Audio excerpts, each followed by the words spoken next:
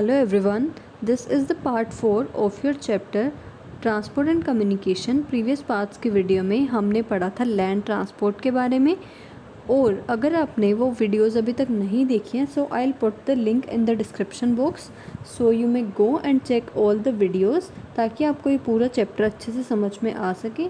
So let's continue with the water transport. Water transport एक सबसे cheapest mode of transport है हमारी country में, क्योंकि इसमें हमें रूट्स बनाने की रिक्वायरमेंट नहीं होती। तो ऑब्वियसली जब कंस्ट्रक्शन में खर्चा ही नहीं लग रहा है तो ऑब्वियसली वो क्या होगा, चीपेस्ट सोर्स होगा ट्रांसपोर्ट का। जितने भी हमारे पास वाटरवेज हैं, नेचुरल वाटरवेज हैं, हम उनसे अपने वाटर ट्रांसपोर्ट को ऑपरेट कर सकते हैं। वाटर ट्रांसपोर्ट के थ्रू हम हैवी सामान या बल्कि सामान को लेके एक जगह से दूसरी जगह पे जा सकते हैं, और ये मोड बहुत ही एफिशिएंट है और एनवायरनमेंट फ्रेंडली है। मींस कि इससे एनवायरनमेंट को कोई भी डैमेज नहीं होता है। हमारे कंट्री में इंटरनल और एक्सटर्नल दोनों तरह के वाटर ट्रांसपोर्ट होते हैं। There is total 14,500 kilometre long waterways in India which includes river, canal, stagnant water etc. 14,500 kilometre लंबा वाटरवेज हमारे इंडिया में एग्जिस्ट करता है, जो कि रिवर्स, कैनाल्स और स्टेगनेंट वाटर इंक्लूड है उन सब में। अब पूरे इंडिया में 5 नेशनल वाटरवेज हैं, और ये कौन कौन से हैं।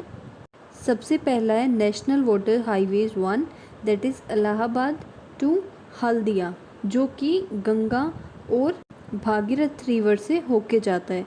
Next is national waterways 2, that is Sadiya Dhubri stretch of Brahmaputra river, जो कि ब्रह्मपुत्र रिवर से बना है, which is 891 kilometres long. Next is national waterways 3, जो कि Kollam Kottapuram stretch of western coast canal in Kerala, जो कि केरला से स्ट्रेच होता है और उग्यो मंडल कैनाल तक लिंक करता है, और इसकी लेंथ है 205 किलोमीटर्स।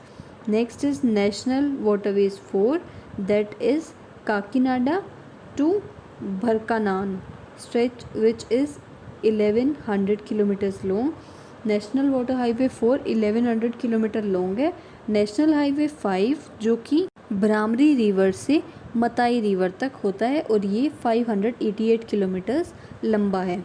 तो इसी तरह हमारे इंडिया में वाटर ट्रांसपोर्ट एक चीपेस्ट मोड है, और इससे हम बल्कि सामान को एक जगह से दूसरी जगह लेके जा सकते हैं। Next there is a map for all of you. इस मैप में आपको 12 ऐसे मेजर सी पोर्ट्स के नाम दिए गए हैं। ये आपके एग्ज़ाम पॉइंट ऑफ व्यू से बहुत ही इम्पोर्टेंट है। आप इस मैप को, आपके पास कोई घर पे मैप पड़ा होगा, आप उसमें ड्रॉ करके रख सकते हैं।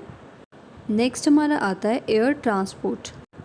एयर ट्रांसपोर्ट सबसे फास्टेस्ट और सबसे कंफर्टेबल मोड ऑफ ट्रांसपोर्ट है, बट इसके कुछ एक डिसएडवांटेज भी हैं, जैसे कि जो नॉर्मल इनकम के पर्सन हैं वो शायद एयर ट्रांसपोर्ट को अफोर्ड नहीं कर सकते हैं, और दूसरा बहुत कॉस्टली होने के कारण इसमें कोई भी नॉर्मल पर्सन जो कि जिसको एक जगह से दूसरी जगह पे जाना है वो जनरली एयर ट्रांसपोर्ट के बारे में नहीं सोचेगा।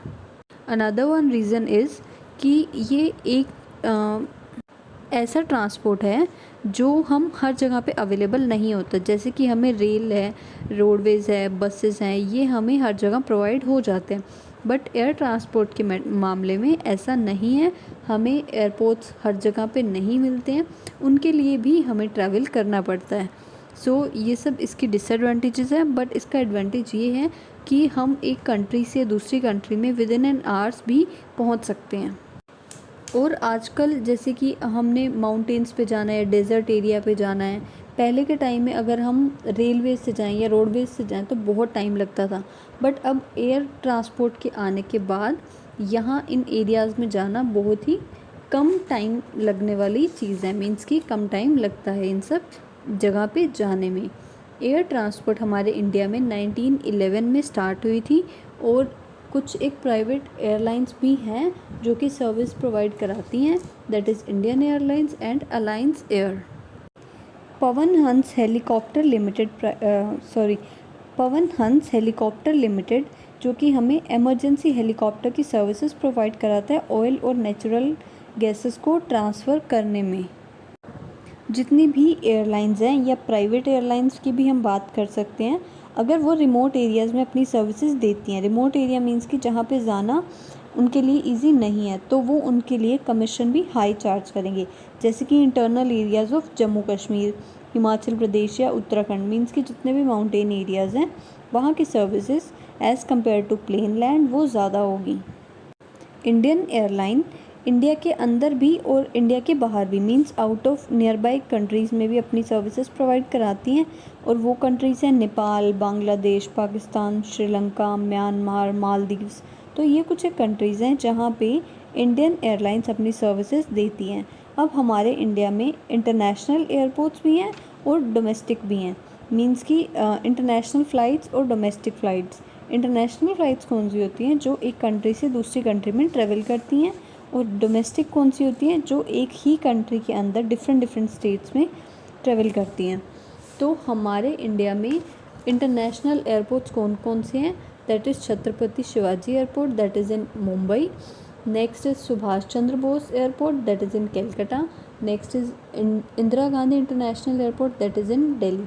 तो ये कुछ एक एयरपोर्ट्स हैं जो कि इंटरनेशनल एयरपोर्ट्स हैं। और यहाँ पे गवर्नमेंट और प्राइवेट दोनों जो सर्विसेज हैं, मींस कि दोनों इंडस्ट्रीज़ हैं, एयरलाइंस इंडस्ट्रीज़, वो अपनी सर्विसेज प्रोवाइड कराती हैं। आई होप आपको यहाँ तक की वीडियो अच्छे से समझ में आई होगी। If you guys have any doubt so you can ask your question in the comment section. That's all in this video. If you have learned from this video, please do like, share and comment on this video, and do subscribe to our channel. Thank you, students.